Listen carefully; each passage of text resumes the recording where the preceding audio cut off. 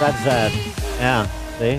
Justin Kosick and I, a couple of millennials on the scene, we're totally on the same wavelength here. You guys skateboard to work every day in your skinny jeans and your man buns. Yeah. We shred. That's right. Shred. Oh, yeah, that's what it's called, right? Yeah. Oh, yeah, I know that. If you knew if you were part of the crew, along with me and Justin and Squee and Hansy Hank, then you know what the lingo is. Amid the revelations in the last 72 hours with respect to the Kavanaugh saga, Kellyanne Conway on with Jake Tapper, State of the Union program on CNN, and she, along with the president she serves, they're not backing down an inch when it comes to Kavanaugh. I feel very empathetic, frankly, for victims of sexual assault and sexual harassment and rape. That I'm a victim of sexual assault. I don't expect Judge Kavanaugh or Jake Tapper or Jeff Flake or anybody to be held responsible for that. You have to be responsible for your own conduct. This is not Bill Cosby. Those comparisons on your network are a disgrace, and the anchor should have called them out. This is not even Bill Clinton. You have Senate Judiciary Committee members who refused to remove Bill Clinton from office after he received oral sex in the Oval Office and lied about it to a grand jury as President of the United States. The hypocrisy is ridiculous. And clearly Jake Tapper was taken back by what she just, the revelation that she made. As a survivor of this, and again, I'm deeply, personally very sorry about whatever pain you've gone through. Thank you. But does that not make you think, when you hear somebody like Professor Ford or other people make allegations, does that not make you think these women need to be heard? And even if there are not corroborating witnesses, that is not absence of evidence is not evidence of absence. Jake, they should all be heard, and they should be heard in courts of law. They should be heard in depositions. They should be heard in proceedings. Those who can prosecute, those who have civil and or criminal causes of action should pursue that. But we do treat people differently who are either the victims or the perpetrators of this based on their politics now and based on their gender. That is a huge mistake. America, it's a huge mistake.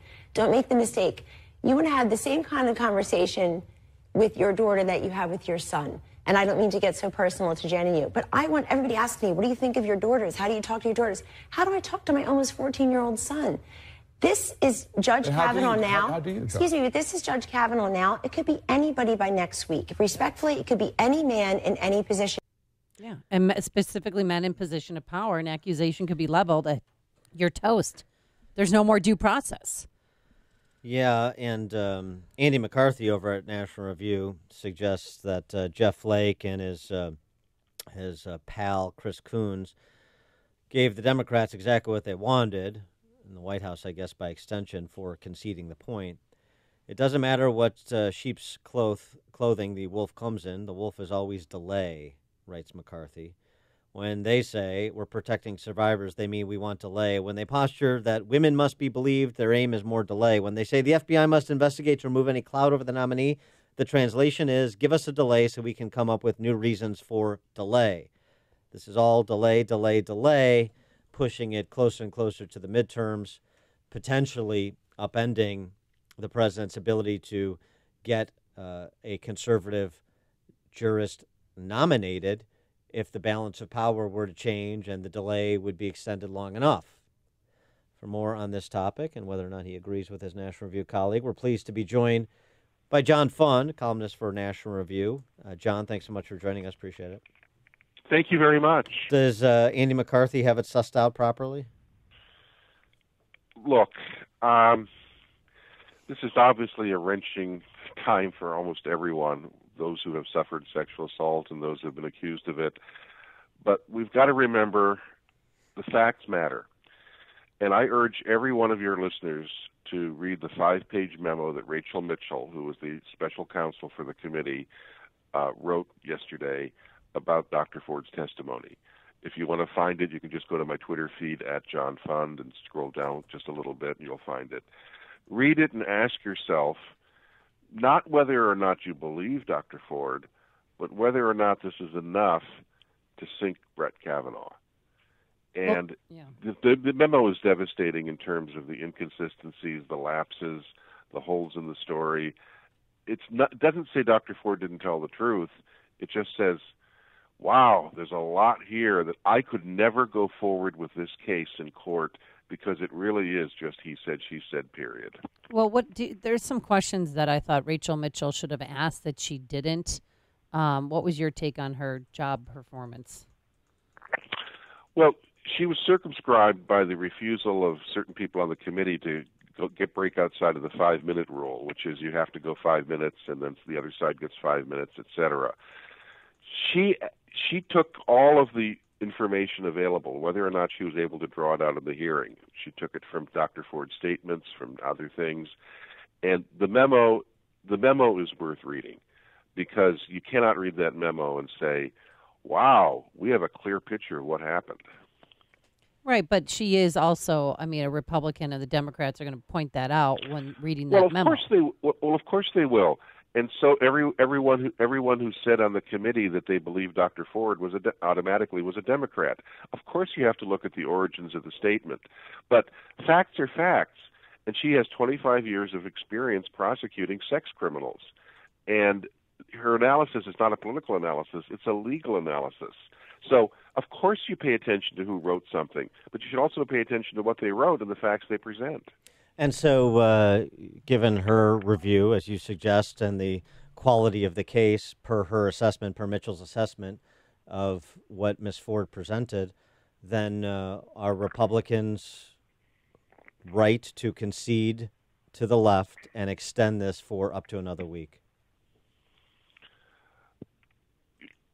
I think the delay, of course, is all political. But if it helps certain people have more confidence in the outcome and that there wasn't a rush to judgment, extending the FBI investigation for a few days is not the end of the world by and of itself. However, we're already hearing that that's not enough.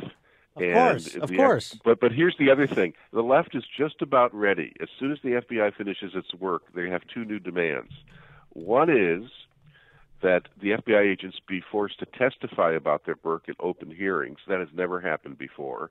FBI agents don't answer questions about the work that they do. Two, that the FBI director, Christopher Wray, is already compromised because guess what? He went to Yale and Yale Law School with Brett Kavanaugh, and they both were members of the Federalist Society there. So there's an obvious conflict of interest, and we can't believe anything the FBI says. This is a trap. This is a catch-22. The people who want the FBI investigation, on one level, of course, it's a perfectly reasonable expectation. On the other level, they're already undermining the FBI and saying we're not going to believe anything you come up with.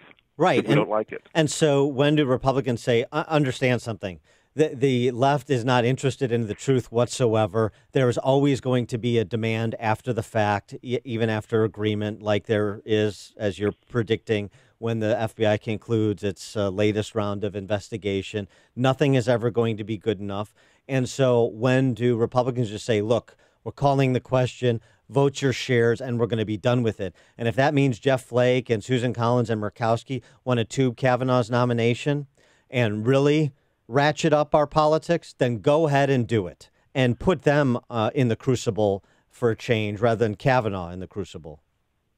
Well, that's easier said than done, given that we have a midterm election just over a month away. Yeah. Defeat for Brett Kavanaugh under any circumstances depresses the Republican voter turnout dramatically. And, the whole look, if you look at the political motives of the people who are behind the scenes in this, it's not just about sinking Brett Kavanaugh. It's about making the entire midterm election. Yes. People are already voting in many states. It's about making the entire midterm election about only one issue. Do you believe Dr. Ford, or are you a blue meanie who supports sexual assault assailants? Right. And so if you can push this off until November 7th, what's that going to do to turnout? It means the entire election is not about foreign policy, the economy, or anything else. It's about Brett Kavanaugh and whether or not he was a sexual assailant. Well, what about his judicial temperament? They're saying the integrity of the bench. Is that a concern for Chief Justice Roberts? Oh, my gosh. I never noticed people saying that Ruth Bader Ginsburg lacked judicial temperament when she attacked President Trump, saying he was unfit to be president, and saying, I wish I could move to New Zealand, accept him on the Supreme Court. That was an outrageous injection of politics and bad temperament into the political process. I don't remember anyone saying that Judge Ginsburg lacked judicial temperament because she blatantly made a political statement about who should win the 2016 election from the Supreme Court bench. Yeah, I mean, Good point.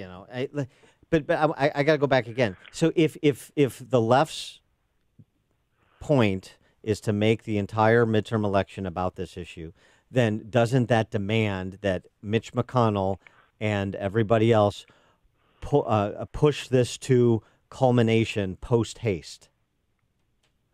Well, an agreement was reached that the FBI is going to talk to people this week, and that agreement should be honored, and then you should vote. Okay. All right. Well, I mean, that's where we're at, I suppose. How do you think that the Republicans, the leadership, the president, have afforded themselves in response to the left's transparent tactics, at least if you're a close observer of how the Beltway politics works? Well, President Trump has exercised remarkable and unusual restraint. I wish that he would have kept silent even more because he simply polarizes the entire issue. I thought that the Republicans were stuck in a hard place. I mean, when you have 11 Republican members, all male, they couldn't possibly have that scene play out on national television, so they had to hire someone like Rachel Mitchell. It was an awkward hearing, but at least it gave the victim someone to talk to and a national platform to talk to. And then, of course, the other accusers. I have to tell you, I don't want to draw conclusions, but their cases are far, far weaker than Dr. Ford's, and I think there's a reason why they weren't that eager to have a national testimony play out when they were telling their story. He is John Fund, columnist for National Review. Most recent piece, Kavanaugh debate is exactly why our founders thought early voting was a bad idea. Check it out at nationalreview.com. John, thanks for joining us. Appreciate it. Thank you. And he joined us on our turnkey.pro